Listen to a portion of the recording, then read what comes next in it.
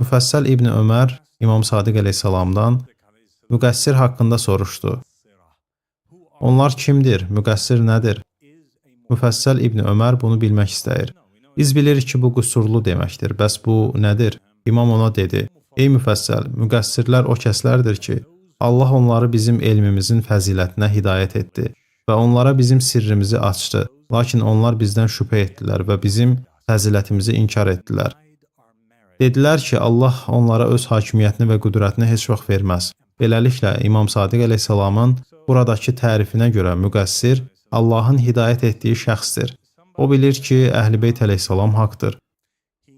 O, onların elmindən faydalanan, öyrənən, hətta Əhl-i Beyt əleyhissalamın bəzi sirlərini bilən biridir. Lakin bütün bu elmi və bütün bu sirləri əldə etmələrinə baxmayaraq, onlar hələ də imamdan şübhə edirlər. Onlar belədirlər, mən bilmirəm, o haqdır, yoxsa yox, əmin deyiləm. Onlar o şübhə halında qalırlar.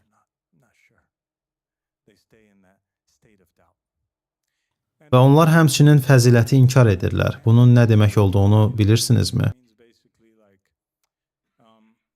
Bu, o deməkdir ki, məsələn, imam müharibə qənimətlərini bölüşdürəcək və kimsə deyəcək, ədalətli ol. Və ya kimsə imamın yanına gəlir və düşünür ki, onların işləri görmək üçün daha yaxşı bir yolu var. Fəziləti inkar edən şəxs budur. Aydındır? Əgər bu müqəssirdirsə, bəs nasibi ilə müqəssir arasındakı fərq nədir?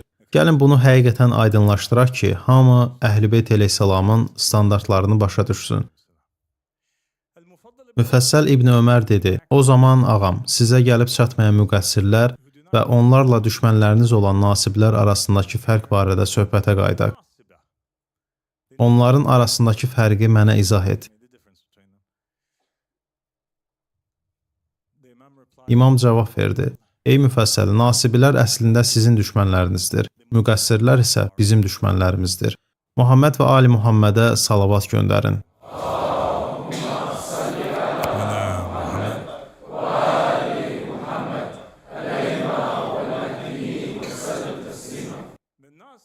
Nasibi tələb edir ki, Əbu Bəkri, Öməri və Osmanı bizdən üstün tutasınız.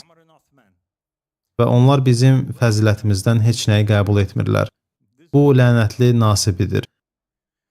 Lakin müqəssirlər adını çəkdiklərimizdən bəraət etməkdə sizinlə həmfikirdirlər. Müqəssirlər özlərini Əbu Bəkir, Ömər və Osmandan bəri elan edirlər. Onlar Əbu Bəkir, Ömər və Osmana lənət oxuyurlar. Onlar şiyədirlər. Onlar bizim fəzilətimizi və haqqımızı tanıyırlar. Onlar deyirlər ki, bəli, hakimiyyət Muhammed və Ali Muhammedin haqqıdır. Sonra onlar bunu inkar edirlər və rədd edirlər. Deyirlər ki, bu onların haqqı deyil. Çünki onlar da bizim kimi insanlardır.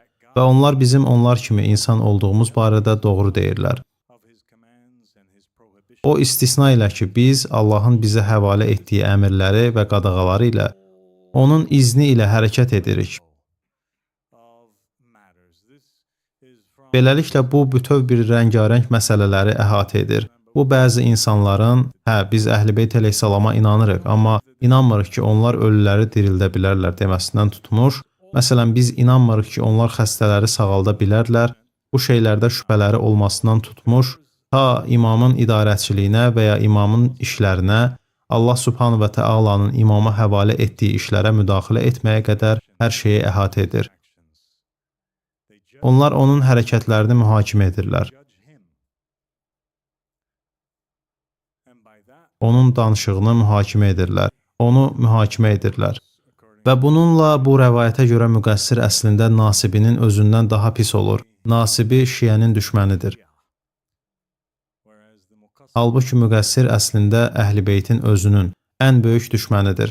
Beləliklə özlərini o kateqoriyaya meyl edən və ya aid görənlərə vay olsun, 1000 dəfə vay olsun.